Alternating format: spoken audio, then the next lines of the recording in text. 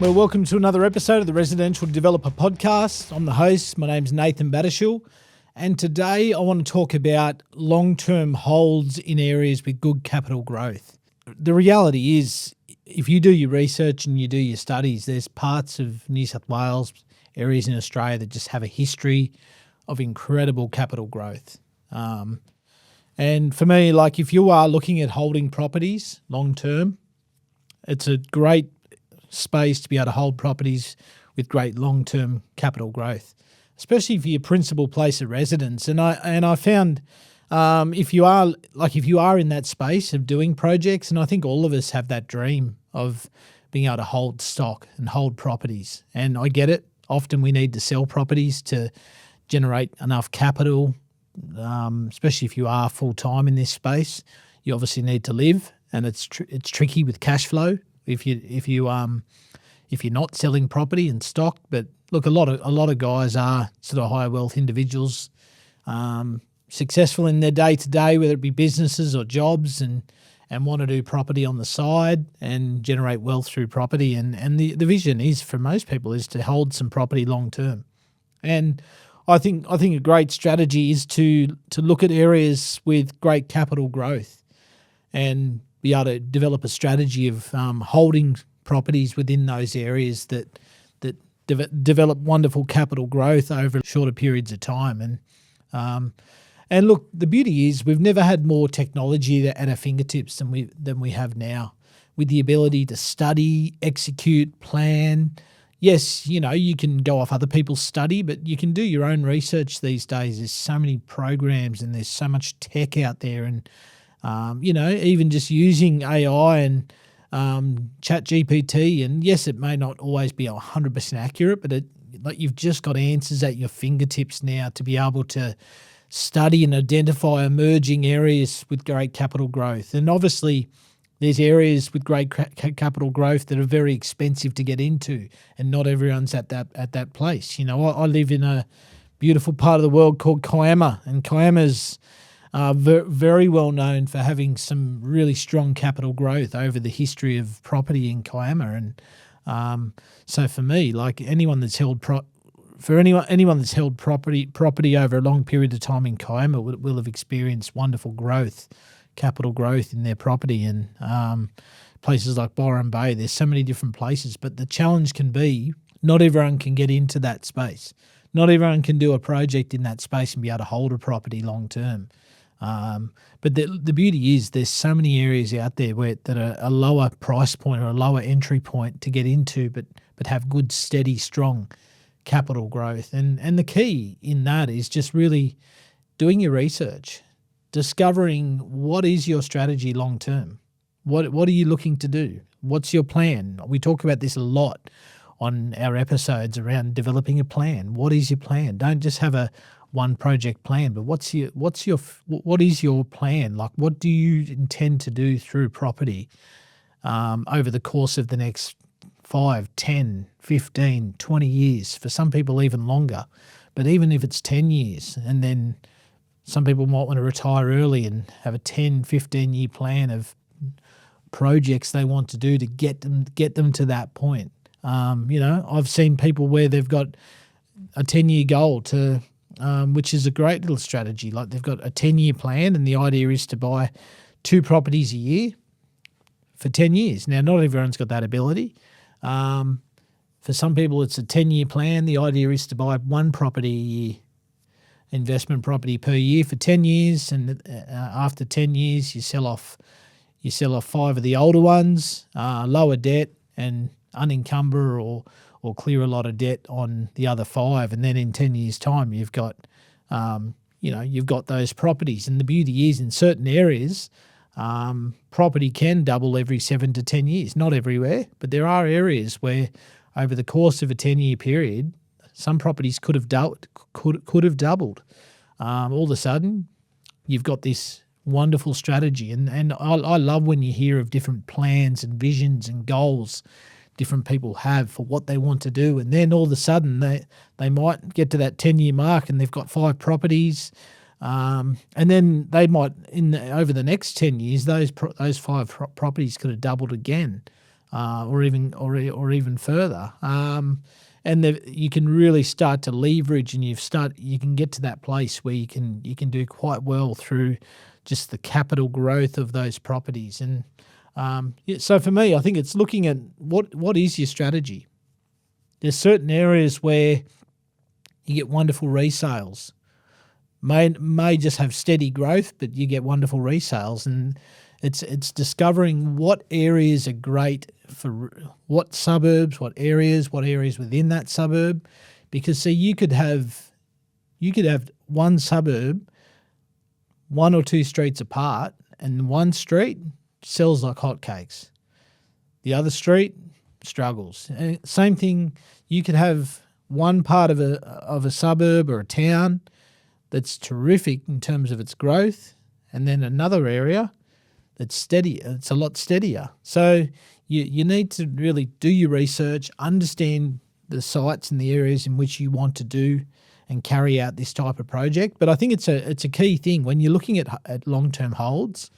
Have a look at what is the history of growth in that area. What is that area? What's happening in that area to cause it to to really grow from a capital point of view? There's so many things, and look, I won't go into it for time's sake today in depth, but there's things that make towns, suburbs, areas, streets, cities, strong when it comes to capital growth. There's so many different things that can make it, have that type of strong growth. Like I look at where I live in Kiama, on the south coast of New South Wales. I live there because it's just a beautiful part of the world. It's a terrific place to bring up kids. It's right on the beach. It's close enough to everything you need. Still close enough for me to Sydney, but it's far enough away where I feel like there's times in summer especially you feel like you're on a constant holiday. It's a beautiful part of the world. But you look at somewhere like Kiama, there's a level of scarcity there because you've got the big green rolling hills. It's limited to how much more population density it can actually have. So one of the things that makes Kiama strong from a growth point of view is the scarcity. It's limited. And the moment you have a place like that that's limited, Byron Bay's got a bit of that element too. It's limited. There's certain areas that they can't get much bigger. So there's that scarcity around it. And when you've got scarcity in a beautiful part of the world that just has, the ocean plays a big role. Areas obviously on the ocean, on the coast, really, really obviously play a big role. But there's certain elements like that scarcity can bring about growth. And you've got other areas where you've just got like a lot of industry growth. So with the industry growth can bring job opportunities, higher wages, higher income, and brings in higher income earners. And then you've got areas where there's a lot of spend, like government spend that's taking place, whether it be local, state, federal government, where they're injecting money, they're injecting resources, they're injecting infrastructure into those particular areas. And that's where it's important to do your research on particular areas, read into the different plans of those councils, like what type of infrastructure is planned for that area, what's the employment rates like, what's the job opportunities like in that area, what's on the horizon, what's in the future.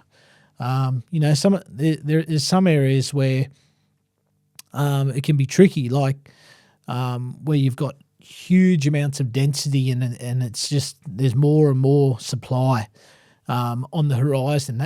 That can be a tricky space sometimes for capital growth. Not always, but it can be tricky at times because there is that lack of scarcity,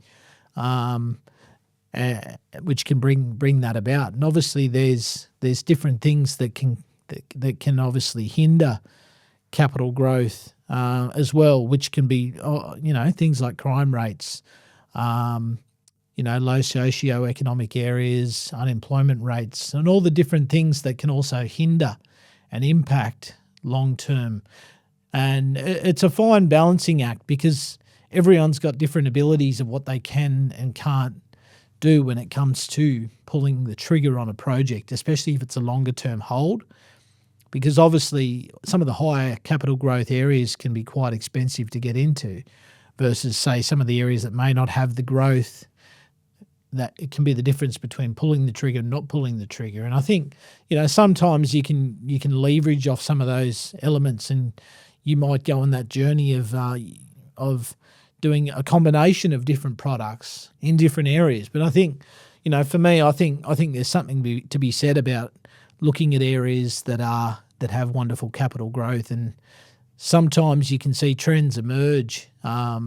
It's a tricky one to predict. Obviously, we're not all economists. I definitely don't claim to be, and I'm 100% not. But there's areas, like for me, I got a site on the far south coast, and I could just see that there a particular area was sort of coming to a particular coastal town was just sort of you could just tell it was getting. It was sort of one of those ones I think will peak in coming years, and so I sort of took a risk, took a chance, got a site, just sat on it, sort of land banked it, held it, and we've been able to see wonderful growth already on that site over a couple of years. And you can't always predict it, but by doing your research, becoming a student of trends, becoming a student of understanding and looking and researching and getting a feel for different places, and nothing helps you really realise that, but going to those places, having a couple of weekends there, checking them out, reading about them, having a look at council strategic plans, having a look at the different infrastructure, the things that are taking place in those areas, looking at the history of those areas, looking at the zoning maps. Certain areas you can look at them and you can see that there's very limited land for rezoning, and especially areas on the coast and some of those more desirable locations where people want to be and want to live, you can start to see trends emerge where there is a bit of a scarcity, where there is that sense of, exclusivity in terms of you're limited in terms of the supply in those areas. And I think that comes about from being a real student of this space, of taking the time to really discover and look at what's possible, look at what's available. And it's not always the coastal areas either. Obviously, that's the one we often talk about. But if you look at it, there's some amazing regional areas and regional towns and regional suburbs all across. And obviously, I talk mostly at this point in time from the perspective of New South Wales. That could change in the future and probably will. But look, there's so many regional towns across New South Wales where if you do your research, you can discover and determine areas that have wonderful growth, areas that have got huge futures ahead of them. There's some wonderful regional towns, and I love taking our kids for drives out to the Central West and Western and regional Riverina, Central West, New South Wales, and different parts. Being a country boy originally from out west, I obviously love to get back to my roots, but I love going into some of those towns, and you can just see that the growth that's taking place. And the beauty is it's a great space to invest in because you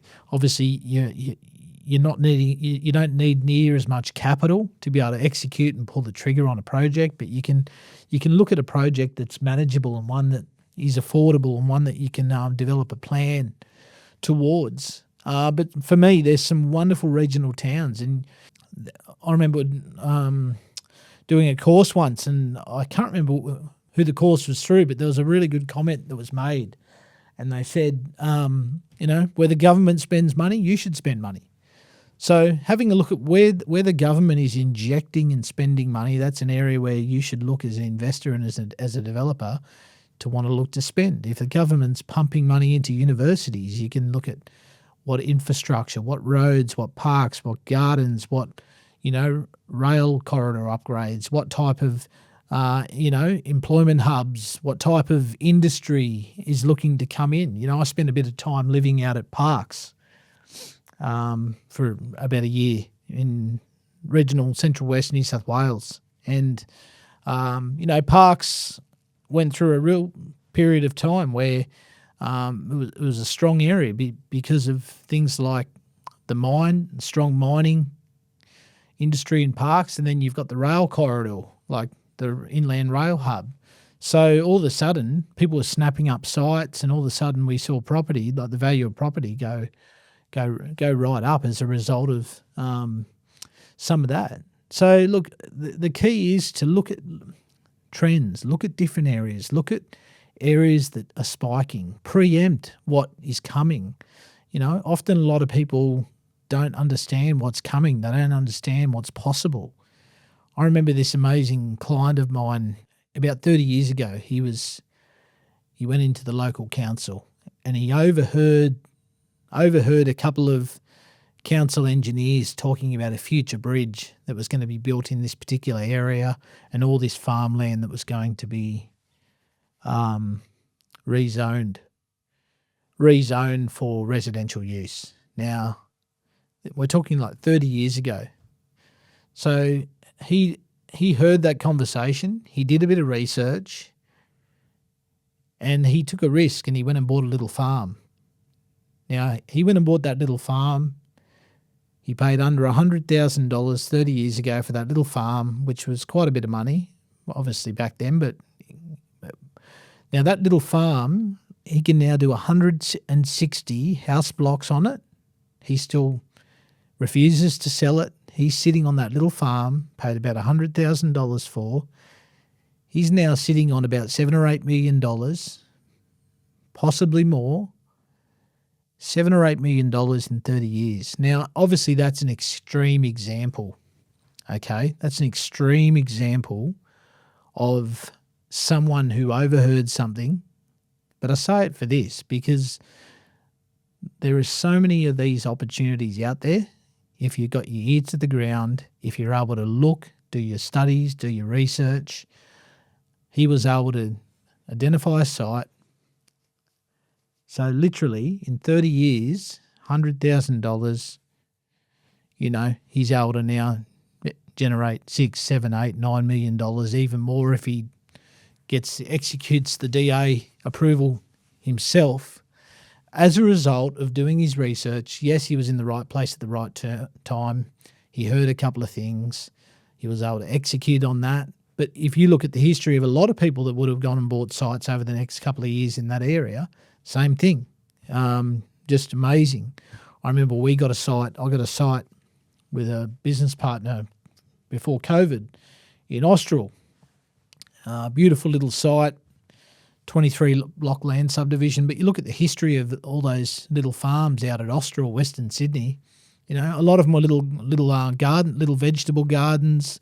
A lot of immigrants, a lot of Greek and Italian families, and had immigrated to Australia. And it's funny, like you drive out there and you see often the old house, the original house, and then you've got the big brick, Italian style house often, or Greek style house. And because it was very well known, obviously in the 50s and the 60s, and of a lot of families that would come out and move to those parts and buy the little 1 acre blocks or the 5 acre blocks, and have their little vegetable gardens. And you're talking like now second plus generation families now who've might have bought those properties for $30,000, $20,000, even 50,000, 60,000, 100,000, and now they're selling properties for huge figures, a couple of $1 million an acre or more. And you're seeing the growth, and that growth came as a result of rezonings, what the government's doing, in that case local government rezoning, state government, federal government putting infrastructure, expansion into those different areas. And that's where you can preempt and you can look and do your research. It's not always about developing a property. Sometimes it's about land banking, holding a site, looking at a site that can be rezoned, looking at a site you can add value on it, looking at a site that you know for a fact that site is due to be rezoned, or you can do little things like that. And yes, you don't always get it right, but by being a student of this space, you can get ahead of the rest of the field. While people miss the boat, there's other people who are able to be ahead of the space by doing lots of research. You can really discover what's coming, what's happening, what's going on, and then you can move in and you can execute things like that. They're obviously extreme examples, some of these little farms where people bought them, but the reality is that a lot of these things, they're everywhere. I'll use an example. Like, I know a couple of people that they do this every year. They go and get a couple of sites. They get the ones that sort of are going to sit there for 3, 4, 5 years before they register, and it just keeps kicking the stone down the road, down the road, down the road, down the road. And I did that on a site, knowing it was in the last stage of this subdivision. It's in an area where it can't get it. It's the last stage. There's no more land left in that area. You can subdivide, and there's a lot of the area to the other side of that town is heavy bushfire prone area. So there's a good chance there won't be a lot more development that takes place. And so we're able to sort of jump in knowing that, hey, worst case, we flick the site and, we've literally only paid a very small deposit. I think it was maybe $5,000 deposit. Didn't even have to pay a 5% or a 10%. And literally a couple of times now that's continued to be, pushed down the road. And for us, it's a site that's now doubled in like 4.5 years, and which is exciting. Like, it's you can do quite well on some of those type properties. So it's not always a development site. Sometimes it's just a piece of land that you may never actually develop it. Or you may develop it, you might just build a house on it, and knowing that you've put a whole lot of equity in it. So it's a no-brainer to then sit on that property, especially if it's in an area like, this suburb, this town, where we got this land. You could build, for us, we're just going to look to build a single-story duplex, long-term hold, maybe Airbnb, or keep one as a holiday house. It's in a beautiful part of the South Coast, and because for us, there's already a ton load of equity while it's just sat there for close to, over 4 years, just building capital growth, and the value of that property has been wonderful. And so there are opportunities out there. You've just got to be creative. You've just got to look. You've got to be a student of this space, read about things, discover things, execute things. For you, it might be a land subdivision. It might be just something that you're going to hold as a long-termer, like that farmer that I mentioned, where he sat on that farm for 30 years.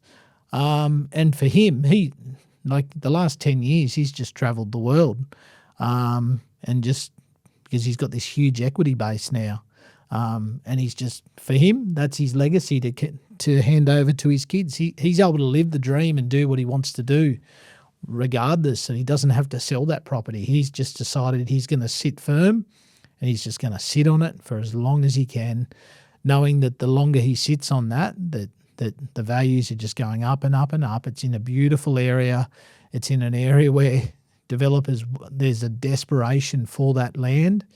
So if he's in the prime position where it'll just keep going up and up and up, and whether he sells it in his lifetime, it'll be something that he can hand on to his kids and leave a huge equity base for them. So look, for me, that's a great space to be in if you're looking at longer term holds. Look at areas where there's capital growth. Look at what is coming. Look at what opportunities there are. Is there money being spent in those areas? Is there scarcity? Is there federal, state, local government money being spent? Is there infrastructure coming in? Is there rezonings taking place? What is happening in those areas that could add incredible value to that site or to that property over a period of time? So look, I hope you've enjoyed this episode. Make sure you like, share, subscribe, and we'll see you next week.